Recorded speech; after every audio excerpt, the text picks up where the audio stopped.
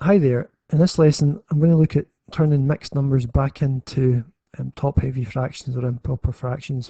But before we do that, I'm going to just investigate fractions and whole numbers for a second. So it says the following pictures show how to turn whole numbers into fractions. So let's look at this firstly. How many halves are in two wholes? Okay, well you can see over here you've got circles split into different things. I've got a full circle, I've got half circles, I've got thirds, I've got quarters and fifths and so on. So the question is, how many halves are in two wholes? So if I'm looking at two whole circles made of halves, then that's going to look like this. And you just have to basically count the halves. So you're saying, okay, well, how many halves have I got? Well, I've got four halves. Now, there's an easy way to do this, but let's look at all the examples first. If I'm looking at how many thirds are in four whole circles, so I'll pick the picture with thirds in it.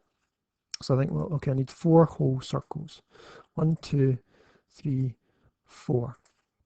And I'm thinking, how many thirds? Well, 1, 2, 3, 4, 5, 6, 7, 8, 9, 10, 11, 12. So there's 12. And the last one, how many fifths are in three whole circles? So that's the fifths picture there, isn't it? Split into 5 different bits, or equal bits. So fifths, 1, 2, 3. So if I'm looking at how many fifths there are, 1, 2, 3, 4, 5, 6, 7, 8, 9, 10, 11, 12, 13, 14, 15. Now there's something you can do without drawing the picture, and hopefully you've noticed it. Basically, if you multiply this by this, you're going to get 4, and 3 by 4, you're going to get 12, and 5 by 3, you're going to get 15.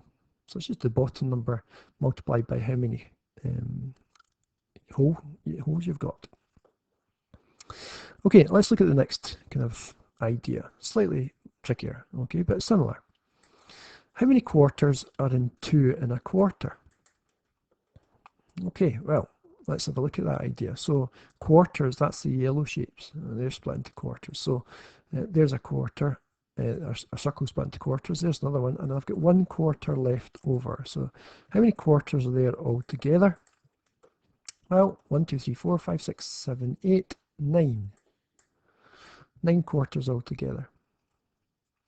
Okay, how many halves are there in 4 and a half? So this is split into halves, the circles. So split into half. 1, 2, 3, 4.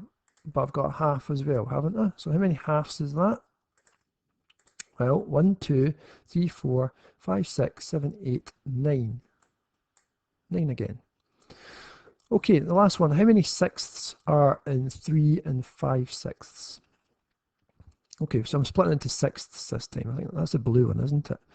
So I've got 3, 1, 2, 3, and I've got 5 sixths. So if I count these up, 1, 2, 3, 4, 5, 6, 7, 8, 9, 10, 11, 12, 13, 14, 15, 16, 17, 18, and then add the 5 at the end. That gives me 23. So I've got 23 sixths. But there's a quicker way to do this. If you notice the 2 and the 4, that will get you the 8 parts here, and the wee 1 will give you the 1 left over.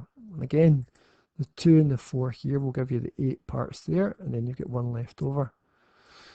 Same idea here, the 6 and the 3, if you multiply them, will give you this bit here, the 18, and then add on the 5 to get the 5 bits there to get the 23. So let's have a wee quick look at that without the diagrams.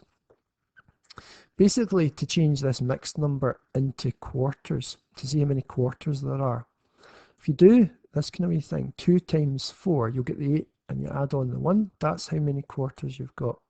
So 2 times 4 is 8, add 1, 9. So you can write that as a top-heavy fraction, 9 quarters.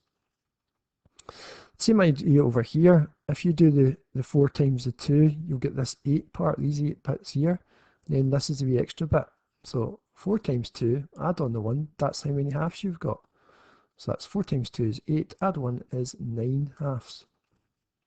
And then 3 and 5, 6. If you do the 3 times the 6 part, you're going to get this bit, the 18, and then add on the 5 for the wee bit left over. So it's 3 times 6 is 18, add on 5, that's how many sixths you've got.